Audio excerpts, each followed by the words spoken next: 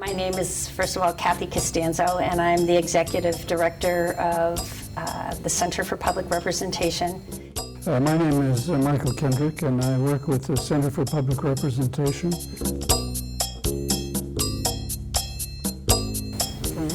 No, it's a good question, and it becomes a clearer kind of question when you actually notice your assumptions. Most of us are making assumptions unaware of them. So they might be called unconscious assumptions.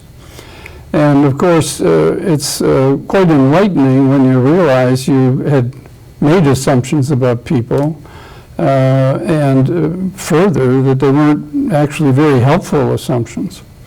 So recognizing assumptions is always helpful because it's very consciousness raising.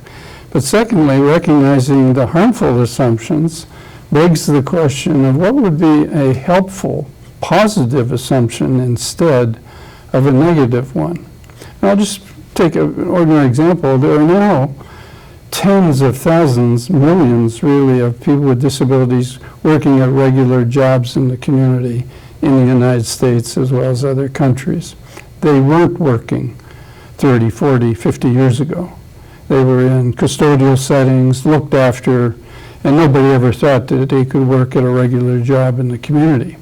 So there's a kind of a big assumption that these people couldn't work.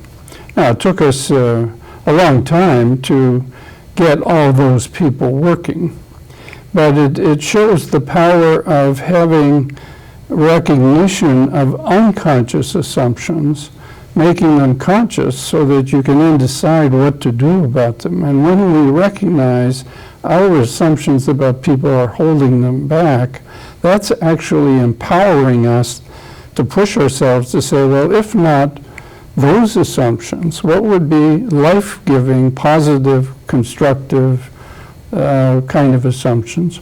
And then trying that out in people's life to see if we're on the right track in terms of finding good life-giving assumptions for people.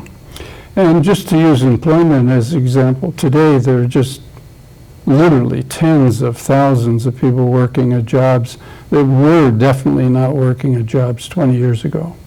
So the empirical evidence is just compelling that what's holding people back? It's these assumptions we're making, either we're making them for other people, or the person is making them for themselves, or some kind of combination.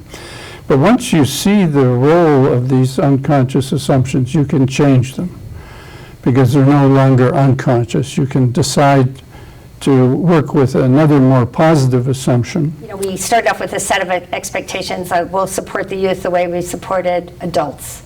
And we've learned that that was ridiculous, at some level. So, we've had to sort of gradually let those assumptions fall away and start building from a different set of experiences. And that we've had to be honest about that, and we've had to be humble about that, and then we've had to be inspired by it. And so I think that that is really what's at play in supported decision making. When we started off doing it, we brought Michael to our office to teach our lawyers how to have conversations with people about what really mattered to them in their lives. Because lawyers know how to do interviews, they don't really know how to have conversations. And they're not even necessarily so adept at doing great interviews, but that's not something that you're taught in law school, how to really talk to someone. You're taught to elicit information and to do it efficiently. So honestly, when we started this project, I thought, one, maybe 2 meetings with people, we'd have these, 10 supported decision-making agreements rolled out. We'd meet with people periodically. And it took months and months and months to really get to a place where